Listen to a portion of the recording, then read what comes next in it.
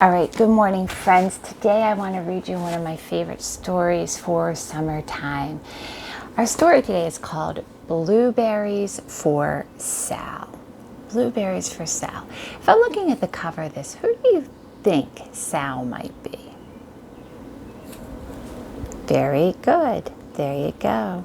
Okay, she's a little girl and her name is Sal. What do you think she might be doing? What do you think she's doing? If the story is called Blueberries for Sal, she might be picking blueberries, right? All right, our author is named Robert McCloskey, and as you can see, this is an award-winning book. So this is an old book, and it's a really good story. I love this story.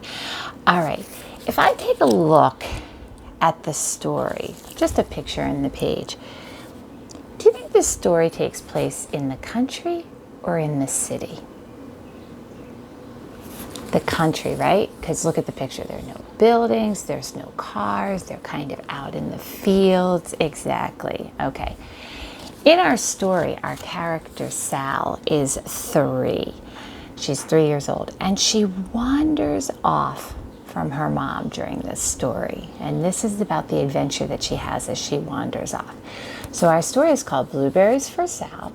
It's about a little girl out in the country. Seems to be the setting, and it seems from the title Blueberries for Sal that maybe she's picking blueberries or she's doing something with blueberries. Okay, it's about an adventure that she has on a summer day. All right, so let's go ahead and listen to the story. Okay, so here is Sal and her mom in the kitchen, and the pictures are a little different because they're all done in blue. All right, so my one page is folded over. Sorry, friends. All right, Blueberries for Sal. One day, little Sal went with her mother to Blueberry Hill to pick blueberries. Little Sal brought along her small tin pail, and her mother brought her large tin pail to put berries in. "We will take our berries home and can them," said her mother. "Then we will have food for the winter." That means that they cook them and then they put them in jars so that they can eat them throughout the winter when it's really hard to get fresh blueberries. Little Sal picked 3 berries and dropped them in her little tin pail. Kaplunk, kaplank, kaplunk. She picked 3 more berries and ate them. Then she picked more berries and dropped one in the pail. Kaplunk. And the rest she ate. Then little Sal ate all 4 blueberries out of her pail.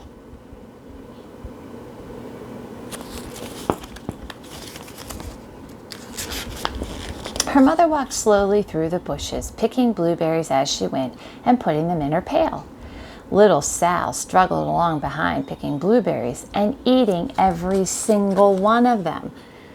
So her mom's trying to pick all the blueberries, and little Sal is eating them. Little Sal hurried ahead and dropped a blueberry in her mother's pail. It didn't sound kaplink because the bottom of the pail was already covered with blueberries. So she reached down inside to get her blueberry back.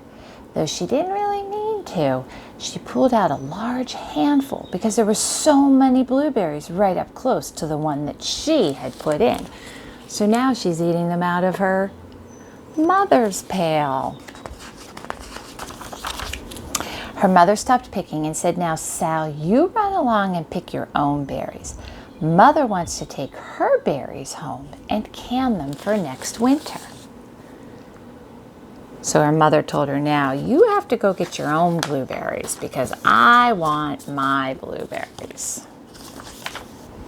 Her mother went back to her picking, but little Sal, because her feet were tired of standing and walking, sat down in the middle of a large clump of bushes and started to eat the blueberries.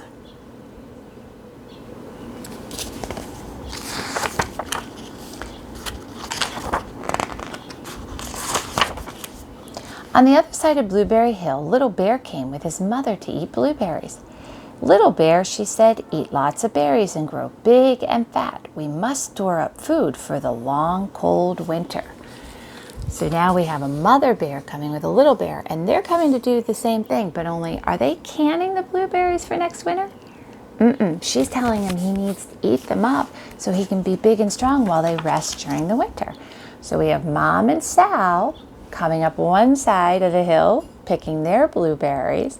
And then we have Mother Bear and Baby Bear coming up the other side, but they're eating the blueberries to get strong over the winter. Little Bear followed behind his mother as she walked slowly through the bushes eating berries. Little Bear stopped now and then to eat berries. Well, who does Little Bear sound like? Sal, very good. Then he had to hustle along to catch up. But only Sal's not supposed to be eating the blueberries. Little Bear is. Because his feet were tired of hustling, he picked out a large clump of bushes and sat right down in the middle and ate blueberries. Well, he's exactly like who? Sal, exactly. Over on the other side of the hill, little Sal ate all of the berries she could reach from where she was sitting, and then she started out to find her mother. So here's little Sal, and she's starting out to find her mother. I don't see her mother anywhere in the picture, do you? She heard a noise from behind a rock and thought, oh, that is my mother walking along. So there's little Sal, and she hears a noise behind a rock, and she thinks it's her mother. But it was a mother crow and her children, and they stopped eating berries and flew away saying, caw, caw, caw. Then she heard another noise in the bushes and thought, that is surely my mother, and I will go that way. So she can't find her mother, right? But it was Little Bear's mother instead, and she was tramping along, eating berries and thinking about storing up food for the winter. So little Sal tramped right along behind. So she's following a mother, but is she following her mother? No, she's following a mother bear. By this time, Little Bear had eaten all the berries he could reach without moving from his clump of bushes. Then he hustled off to catch up with his mother. He hunted and hunted, but his mother was nowhere to be seen. He heard a noise from over a stump and thought, that is my mother walking along.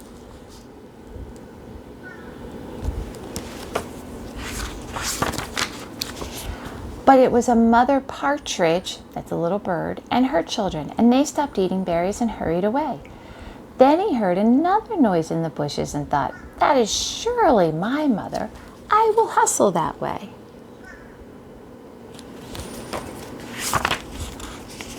But it was little Sal's mother instead. She was walking along picking berries and thinking about canning for next winter. So Little Bear hustled right along behind. So now he's following Sal's mother. What a mix-up. Little Bear and little Sal's mother and little Sal and Little Bear's mother were all mixed up with each other among the blueberries on Blueberry Hill.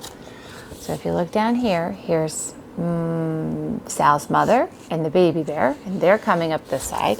And now we've got Big Bear, Mother Bear, and little Sal. What did they do? They switched moms. Little Bear's mother heard Sal walking along behind her and thought it was Little Bear, and she said, Little Bear, munch, munch, eat all you gulp can possibly hold. Swallow. Little Sal said nothing. She picked 3 berries and dropped them kaplunk, kaplank, kaplunk in her little tiny pail. So Mother Bear doesn't even know that it's little Sal. Little Bear's mother turned around to see what on earth could make a noise like kaplunk. Grr, she cried, choking on one of her berries. That is not my child. Where is Little Bear? She took one good look and backed away. She was old enough to be shy of people, even a very small person like little Sal. And then she turned around and walked off very fast to hunt for Little Bear. So there she is. She's very surprised. She turns around and it's not Little Bear, it's Sal. Little Sal's mother heard Little Bear tramping along behind and thought it was little Sal. So she kept right on picking and thinking about canning blueberries for next winter. So she has no idea that Little Bear is following her. Little Bear padded up and peeked into her pail. Of course, he only wanted to taste a few of what was inside, but there were so many and they were so close together that he tasted a tremendous mouthful by mistake. Now, Sal, said little Sal's mother without turning around, You run along and pick your own berries. Mother wants to can these for next winter." Little Bear tasted another tremendous mouthful and almost spilled the entire pail of blueberries. And there he is.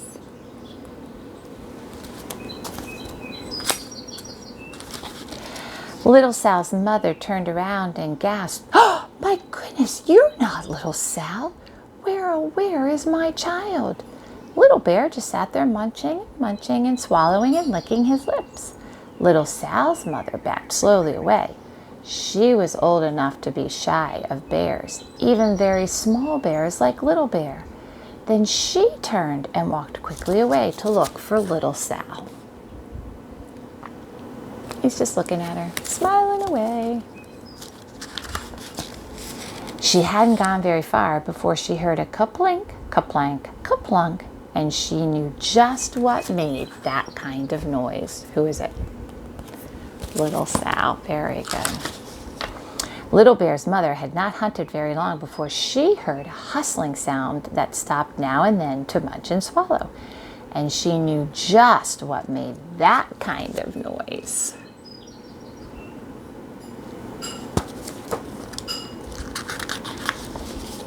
Little Bear and his mother went home down one side of Blueberry Hill, eating blueberries all the way and full of food stored up for next winter. And Little Sal and her mother went down the other side of Blueberry Hill, picking berries all the way, and drove home with food to can for next winter. A whole pail of blueberries and 3 more besides.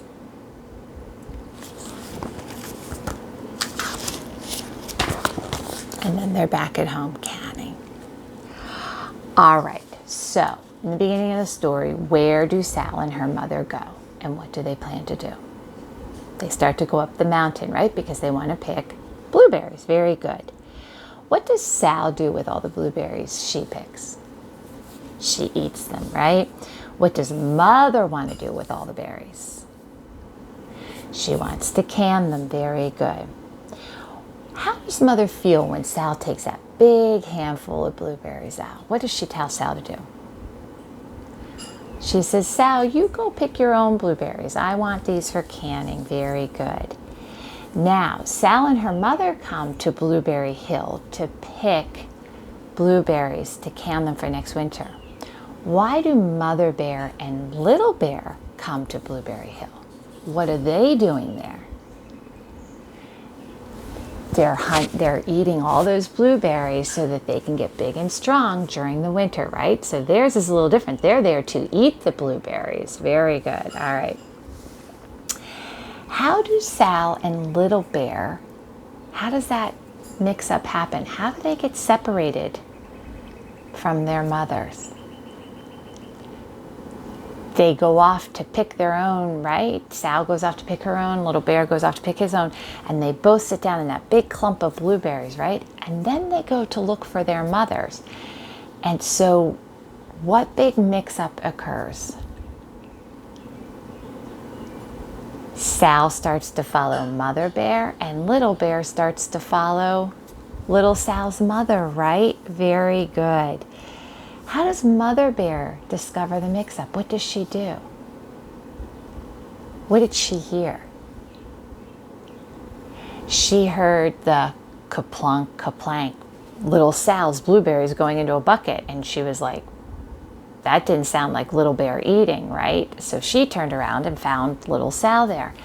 How did Little Sal's mother discover the mix-up?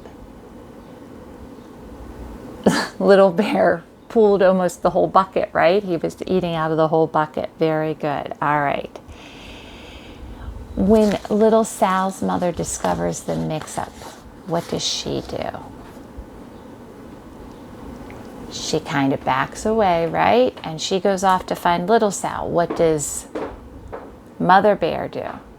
She does the same thing, right? She kind of backs away from Little Sal. So these two adults, these two big, one's a bear and one's a mother, start to back away from these teeny tiny little people, Little Sal and Little Bear, right? And they go off to find each other. Now, in the story, it doesn't tell us what the mothers say, right? All it said was, if we go back to the story, it says, if we go back to the story, she turned and walked away quickly to look for little Sal. And then it says she hadn't gone very far before she heard a kaplink, kaplank, kaplunk. And she knew just what made that kind of noise. So we know that she found little Sal. Little Bear's mother had not hunted long before she heard a hustling sound and that stopped now and then to munch and swallow. And she knew just what made that kind of noise. Okay, so they show us that, but then the next page, they don't tell us what Mother Bear or Mother said to either little Sal or little Bear, right? They just said that they started to go back home. So the story doesn't tell us what the mothers say when they find Sal and when Mother Bear finds Little Bear. What do you think each mother might have said to them? What do you think? So what you're going to do, because this is a big thing in a story, is sometimes they're not going to tell you exactly what happens. You have to think about the story. So what I want you to do is I want you to think about, okay, so little Sal leaves her mother and she can't find her. And the little Sal ends up following a big bear. Little Bear gets separated from his mother and starts to follow a real mother. What do you think those mothers, what do you think little Sal's mother might have said to her when she found her? What do you think Mother Bear might have said to Little Bear when she found him? So I want you to choose either little Sal and her mother or Bear, Mother Bear and Little Bear. And in your copybooks, I want you to draw me a picture of what you think little Sal's mother might have said to her when she found her, or what Mother Bear would have said to Little Bear when she found her. And again, in the story, they don't tell us exactly, they don't tell us what they say to them when they find them. I'd like to know what you think, knowing what had happened with the mix-up and everything like that. What do you think their mothers might have said to them when they found them? Okay, what do you think they might have said? So what I'd like you to do is in your copybook, you're going to share either what little Sal's mother might have said to her or what big Mother Bear might have said to Little Bear. What would the mothers have said? What would the mothers have said? Or say, what would they say when they found little Sal and Little Bear? Okay, and why do you think? Why do you think? So on Flipgrid, you're going to show me your picture of what you think they would have said or done. And on Flipgrid, you're going to share with me why you think that they would have said that or done that. Okay? All right, I'm looking forward to seeing your stuff on Flipgrid. Bye, friends.